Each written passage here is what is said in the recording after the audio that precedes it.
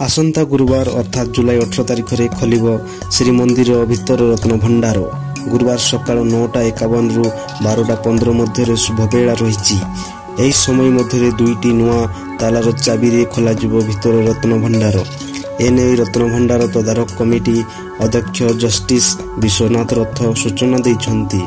आज श्रीमंदिर कार्यालय रे रत्न भंडार संपर्कित गुरुत्वपूर्ण बैठक अनुष्ठित होईछि।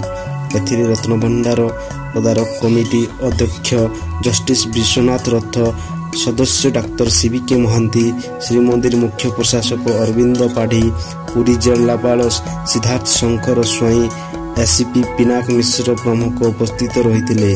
बैठक पर रत्न भंडार तदारक कमिटी अध्यक्ष जस्टिस विश्वनाथ रथ कहते आसंता 18 तारिख गुरुवार खोलाजिब भितर रत्न भंडार। शुभ समय सकाल 9:51 रु 12:15 मध्य रत्न भंडार खोलाजिबा नै निष्पत्ति होईछि। भितर भंडार ताला खोला जाई अलंकार स्थानांतरण हेबो। सिंदूक एवं आलमारी रे थिबा अलंकार स्थानांतर हेबो। भितर थिबा आलमीरा रत्न सह बाहर को आनिबा संभव नुहे। एनु नुआ आलमीरा एवं सिंदूक रे रहिबो भितर रत्न भंडार अलंकार।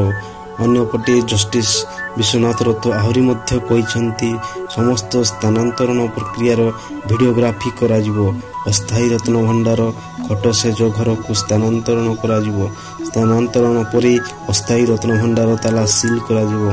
ताहाकु जौमुर सील करा जाई चाबी ट्रेजरी रे रखाजिबो।